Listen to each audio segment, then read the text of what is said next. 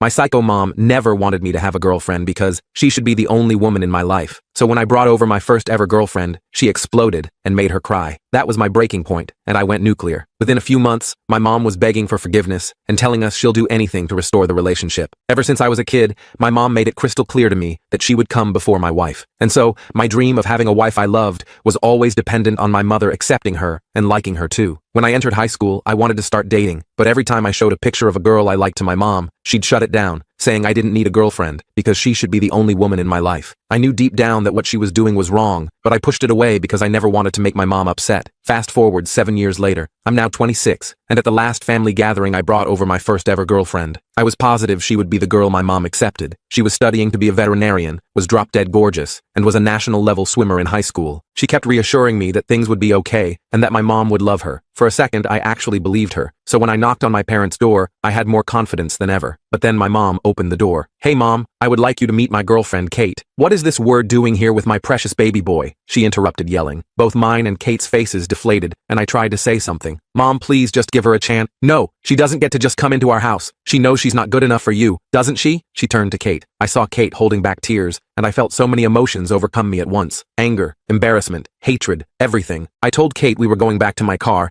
and as I took her hand, my mom began speaking again. "Where are you going, honey? You're coming in. It's only this W word who can't." I stood in shock. I wanted to scream, but I kept my mouth shut and walked back to the car with Kate. My mom's voice got louder the more we walked away, as she was now getting angry at me for choosing Kate over her. The second we got back to my car, Kate broke down. She started crying, telling me this has never happened to her before, and she lunged into me asking if she was really such a bad girlfriend. I reassured her, and it's while I was holding her that I asked myself something. If I was my mom, would I raise my son and treat my girlfriend the way she does? And the answer was no, I wouldn't. I wouldn't have this weird, borderline gross obsession of isolating me from every single girl who has come near me. I wouldn't have stopped me from going to my favorite band's concert when I was 17 because my female cousin was going. I wouldn't have demanded I attend a boys-only high school. I wouldn't have shot down every girl I have ever tried bringing home. And I certainly wouldn't react this way to my son bringing over a girl as intelligent and beautiful and kind as Kate is. At that moment, for the first time in my life, I began fully resenting my mom. I comforted Kate, kissing her forehead while she cried, telling her it was okay, and as soon as she calmed down, I stormed out of the car and headed straight up to my mom's front door. She opened it, and as soon as she saw me, a smile formed on her face. "You made the right choice, hon." "Fing, shut up."